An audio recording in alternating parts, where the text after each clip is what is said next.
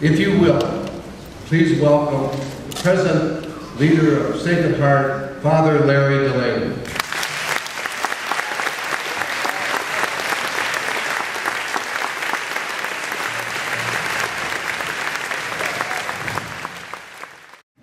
Be one person up here where you don't see the microphone shadow in my face. I did not have an opportunity to grow up in a community that could have a Catholic high school.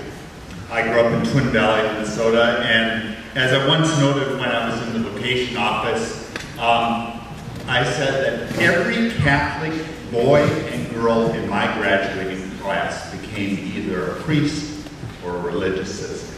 Absolutely true.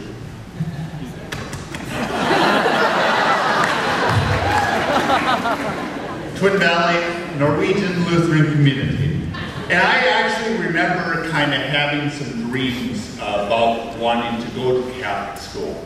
Monoma was just 15 miles away. I never brought it up to parents.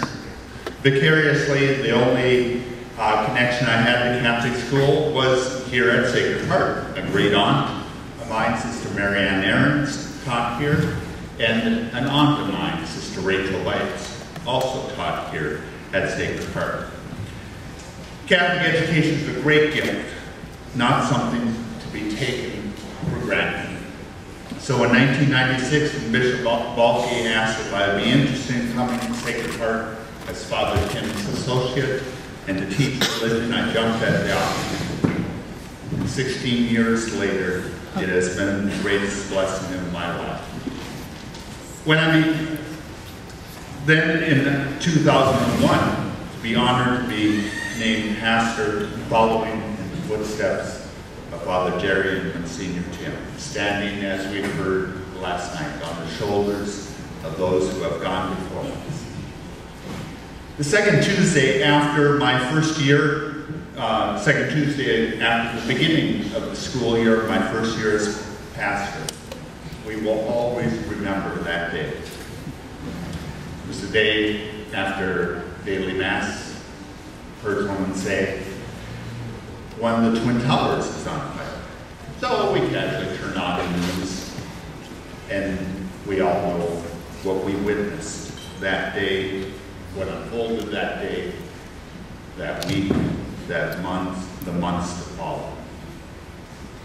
We gathered our students for prayer early that day, praying for those who had died, praying for the unknown that was going to lie ahead for us. In some ways, it was never more evident to me, anyway, of the value of Catholic education at that point. Being able to gather your family together in prayer, being able to be preparing our children for the mission that we know lies ahead for them. Not just on that day of praying, but on the mission that lies ahead for them of evangelizing, of bringing Jesus Christ to the people of the world. And never more has that been needed. We know than in this last decade. We know the world needs Jesus Christ. And we seek to prepare our students for that mission. Many of the people formed in these walls have been prepared to bring Christ to others and be prepared to also serve their country with their very lives. As Denny had our armed forces, those that have served in the armed forces, stand earlier. Since 9/11, dozens of graduates of this school have been serving in the armed forces and deployed in Afghanistan and Iraq, and doing it without question. We give thanks for their service. The 2000s have been a transition time for our community. One of the things that has transitioned is that the demographics of our community, We have many more families that are a part of Sacred Heart School that the Red River is no longer a border for us. Many families in Grand Forest that made this their home for their Catholic education. And we thank them for choosing us and being dedicated to this Catholic school, an integral part of our community. We also saw a transition in the mid-2000s of what we thought at the time was that last transition from teachers that were solely religious sisters teaching to totally lay people teaching. Sister Basil Ledoux was our last sister from Mount St. Benedict that we thought was going to be teaching. As we found out later, Sister Marguerite taught the last couple of years in religion class. But at the time, Sister Basil, she was in her 80s. She was down to teaching one class. Anyone want to guess what class that was? You think you know? Calculus. Now that takes a lot of experience of teaching. Not a simple class. She loved it dearly. And she passed on the baton to another teacher as her health failed. And all the students came and celebrated the gift of the resurrection of life at her funeral that spring of 2003, was it 2004.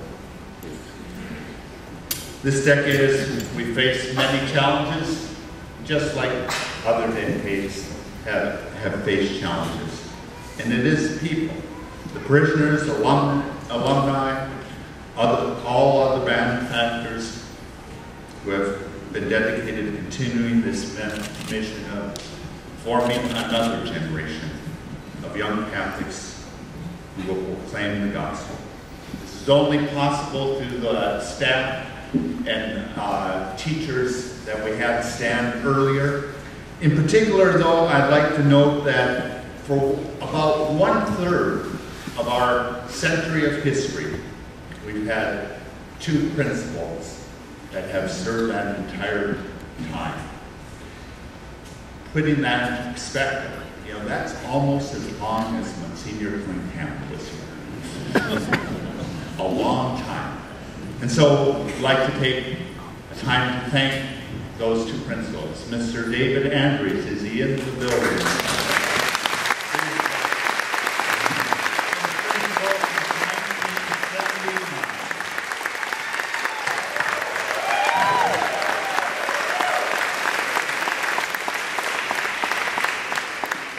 And in 1977, Mr. Phillip Meyer was hired to teach and coach. In 1986, became the first late high school principal. 6 weeks ago, he announced that he is retiring after this coming school year. And throughout the year, this coming year, we will have opportunities to honor his service. Tonight, though, we invite him forward for a few brief words